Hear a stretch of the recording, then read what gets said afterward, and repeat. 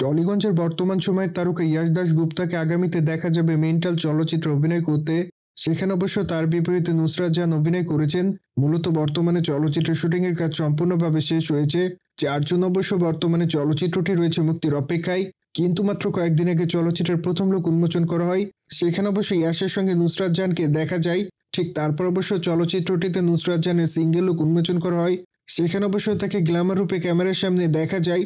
মোরোবার বর্তমানে জানা যায় ৩ জানুয়ারি মেন্টাল চলচ্চিত্রের প্রথম গান উন্মোচন করা হবে। সেখানে অবশ্যই ইয়াশের সঙ্গে কোমর দোলাতে দেখা যাবে নুসরাত জাহানকে। ঠিক এজন্য বর্তমানে তাদের এই গানের জন্য তাদের অনুরাগীর অপেক্ষায় রয়েছে।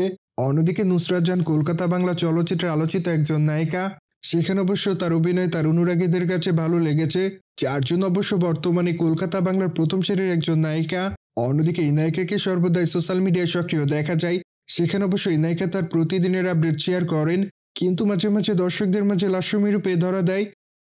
সুতরাং যাক, জেনে তো নিলেন টলিগঞ্জের নায়িকা নুসরাত জাহানের মেন্টাল চলচ্চিত্রের গান কবে উন্মোচন করা হবে। বাইরে এই বিষয়টি নিয়ে কোনো মতামত থাকলে কমেন্ট বক্সে জানাতে ভুলবেন না। মোরোবার চ্যানেলটিকে সাবস্ক্রাইব করে আমাদের সাথেই থাকুন আপকামিং আপডেট জানার জন্য।